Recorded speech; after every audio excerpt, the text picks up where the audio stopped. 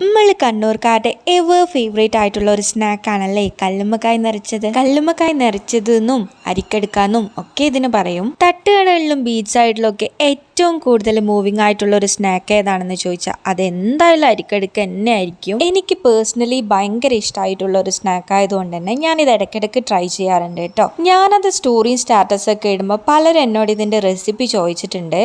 അപ്പം നമുക്കിത് എങ്ങനെ ഉണ്ടാക്കാൻ നോക്കാം. ആദ്യം മിക്സിയുടെ ജാറിലേക്ക് നിങ്ങളുടെ എരിവിന് ആവശ്യമായിട്ടുള്ള പച്ചമുളക്, കുറച്ച് കറിവേപ്പില, പിന്നെ അരമുറി തേങ്ങ ചിരകിയതും 2 സവോള കഷ്ണങ്ങളാക്കിയതും 1/2 ടേബിൾ സ്പൂൺ പെരിഞ്ജീരകമാണ് ഇട്ട് കൊടുക്കേണ്ടത്. പെരിഞ്ജീരകമാണ്, അതായത് വലിയ ജീരകം.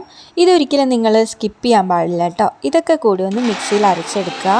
കറിയിലൊക്കെ ഇടുന്നത് പോലെ ഭയങ്കരമായിട്ട് പേസ്റ്റ് ആക്കണ്ട, എല്ലാം കൂടി ഒന്ന് മിക്സ് ആവുന്ന രീതിയിൽ അരച്ചെടുക്കുക.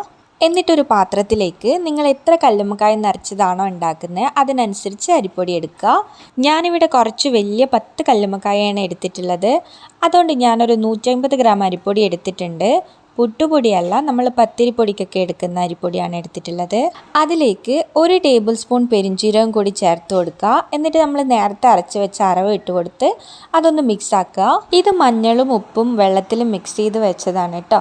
അതുകൂടെ ഒന്ന് ഒഴിച്ചു കൊടുത്ത് ഒന്ന് കുഴച്ചെടുക്കുക. അധികം ലൂസാവാൻ പാടില്ല കേട്ടോ, കാരണം ഇത് നമുക്ക് കല്ലുമ്മക്കായിൽ ഫില്ല് ചെയ്ത് കൊടുക്കേണ്ടതാണ്. ഇനി ഈ ഒരു മിക്സ് നമ്മളെ കല്ലുമ്മക്കായിൽ ഓരോന്നിലായിട്ട് നിറച്ചു കൊടുക്കുക. എല്ലാത്തിലും നിറച്ചതിന് ശേഷം ഇത് നമുക്കൊന്ന് ആവിയിൽ വേവിച്ചെടുക്കണം. കുറച്ച് വലിയ കല്ലുമ്മക്കായ ആയതുകൊണ്ട് തന്നെ കുറച്ച് അധിക സമയം വേവിച്ചെടുക്കണം കേട്ടോ. ഞാൻ ഇതൊരു 15 മിനിറ്റ് വേവിച്ചെടുത്തിട്ടുണ്ട്. ഇനി ഒരു പാത്രത്തിലേക്ക് 1/2 ടീസ്പൂൺ ഉപ്പും 1 ടേബിൾ സ്പൂൺ മുളക് പൊടിയും 1/4 ടീസ്പൂൺ മഞ്ഞൾപ്പൊടിയും കുറച്ച് വെള്ളവും ചേർത്ത് ഒരു പേസ്റ്റ് രൂപത്തിലാക്കിയെടുക്കുക. ഈ ഒരു പേസ്റ്റിലേക്ക് നമ്മൾ വേവിച്ചെടുത്ത കല്ലുമ്മക്കായ ഇട്ട് കൊടുത്ത് നന്നായി ഒന്ന് തേച്ച് കൊടുക്കുക.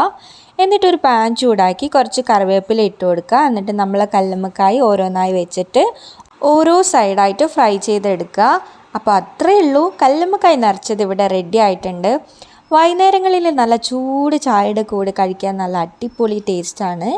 എല്ലാവരും ട്രൈ ചെയ്ത് നോക്കുക. വീഡിയോ ഇഷ്ടപ്പെട്ടാൽ ലൈക്ക് ചെയ്യാൻ മറക്കല്ലേ. പിന്നെ നിങ്ങൾ എൻ്റെ ചാനൽ ഇതുവരെ സബ്സ്ക്രൈബ് ചെയ്തിട്ടില്ലെങ്കിൽ ഒന്ന് സബ്സ്ക്രൈബ് ചെയ്ത് സപ്പോർട്ട് ചെയ്യുക. അപ്പോൾ അടുത്ത വീഡിയോയിൽ കാണുന്നത് വരെ bye from stories made by lie.